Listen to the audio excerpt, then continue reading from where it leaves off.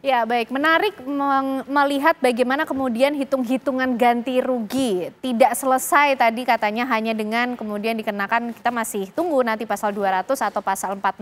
Tapi kira-kira pemilik showroom mobil mewah ini juga akan menuntut ganti rugi seperti apa? Bang Aristo, memang ada aturan yang mengaturkah mengenai hitung-hitungan ganti rugi pada kasus-kasus semacam ini? Jadi secara spesifik ya bagaimana cara mengganti rugi di kasus otomotif ya nggak ada. Tapi hukum ya KUHP ya menyediakan, KUHP itu Kitab Undang-Undang Hukum Acara Pidana itu menyediakan jalur yang namanya korban untuk mengganti kerugian. Ya secara perdata gabungan ganti kerugian dengan perkara pidana. Nah nanti bagaimana cara menghitung-hitungnya lah ini nantilah proses hukum. Apa maksudnya proses hukum? Jadi nanti kira-kira kalau saya korban saya bilang ke polisi, Pak polisi tolong panggilnya ada ahli otomotif yang tahu bagaimana merestorasi mobil ini supaya dia kembali nilainya tidak turun. Karena ini kan mobil bukan mobil sembarang mobil ya. Ini bukan mobil sembarang mobil, harganya 9M. Jadi nggak bisa kita ke Atrium Senen atau apalagi kita mobil ke baru Ketok nih, Bang, atau kita ke Ketok Magic. Iya, artinya mungkin partsnya harus didatengin dari Jerman. Nah, itu harus dijustifikasi. Nah, justifikasinya lewat siapa? Biasanya lewat ahli. Nah, kalau misalnya lewat ahli itu nanti ahli menjustifikasi, kalau sampai persidangan menjustifikasi, hakim yang menentukan masuk akal nggak nih argumentasinya. Itu kira-kira Mbak Ken. Nah kemudian besarannya nanti Bang yang menentukan apakah juga diatur persentasenya mungkin atau besarannya dari pihak korban? Pihak korban biasanya propose hitung-hitungan tadi yang saya bilang. Oh, Misalnya saya korban nih, ya saya yang punya showroom. Saya akan propose ke polisi, saya bilang, Pak polisi periksa ahli ini karena dia ahli restorasi supercar, karena saya mau sebagai pemilik showroom mobil ini jangan hilang dong value-nya. Kalau main di dempul-dempul aja ini mobil bukan sembarang mobil. Artinya saya mau itu misalnya kap mesinnya saya datangkan dari Jerman tadi, yang rusak apa fender kanan fender kiri saya datangkan dari Jerman. Itu penting juga. Nah kita propose ahli, nanti kita lihat polisi BAP ahli, kemudian kalau misalnya terjadi masih nggak ada titik temu ya kan sampai persidangan. Akhirnya perhitungan itu dibawa jaksa di depan hakim, nanti hakim yang memutuskan. Nanti pihak pelakunya kalau nggak terima, oh itu lebay misalnya ganti ruginya, dia juga bisa counter argue itu. Oke. Gitu. Artinya begini Bang, kasus ini masih cukup panjang ya nampaknya. Tidak hanya selesai tanggung jawab dari pemilik expander hitam dengan dikenakan pasal 200 atau 406 saja, tapi harus juga bersiap atas tuntutan ganti rugi dari si korban. Oh iya pasti. Karena ini kan kerusakannya terhadap harta benda ya. Artinya selain itu pidana dalam arti pidana badan, dia terancam penjara, juga pasti korban ingin restoring damage-nya kan, kerugian yang dia alami, dia pasti akan kejar itu. Ya, dia pasti akan kejar itu. Makanya saya mungkin saja dia dalam rangka dia mengejar itu, mungkin dia bilang ke polisi pasalnya jangan 406 dong. 200, karena 406 cuma 2 tahun nggak bisa ditahan. Kenapa? Karena pasal 200 itu sudah maksimal, gini, Bang Aristo. Ada pasal 200 KUHP, tadi yang kan saya bilang, pasal 200 itu adalah upaya sistematis ya untuk merusak bangunan yang kemudian menghancurkan barang. Bisa juga menghancurkan nyawa, makanya ini kejahatan yang lumayan ancamannya hukuman 12 tahun.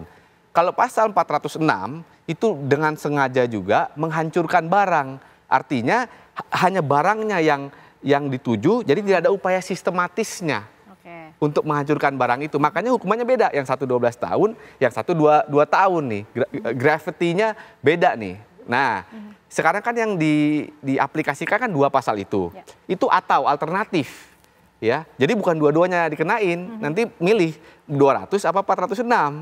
Nah, yang 200 ini kan daya dorongnya lebih kencang karena 12 tahun. Nah, analisis saya mungkin dia didorong di 12 tahun supaya lu ganti rugi dong, atau dia nggak bisa ganti rugi ya udahlah ganti rugi pakai pidana penjara, gitulah kira-kira. Oke, baik Pak Budianto, kalau dari analisis Pak Budianto melihat kasus ini seperti apa? Unsur-unsur pembuktiannya sudah mengarah lebih ke pasal 200 yang lebih cocok dikenakan atau 406. Lalu bagaimana pula dengan hitung-hitungan soal ganti rugi ini Pak kalau di kepolisian menyikapinya?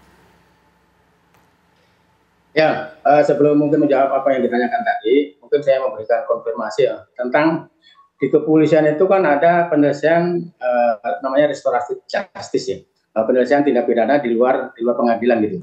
Tapi penyelesaian terhadap restoratif justice itu ada aturannya, minimal ancaman maksimal 7 tahun gitu.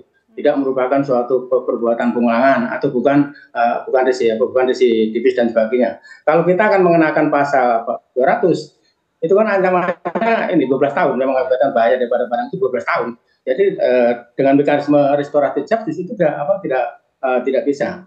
Kemudian konteksnya dengan masalah ganti rugi yang sudah kalau ada suatu tindak pidana, kemudian ada suatu kerugian perdata dan sebagainya, itu di pengadilan itu nanti bisa juga digabungkan putusan antara pidananya dengan perdatanya gitu.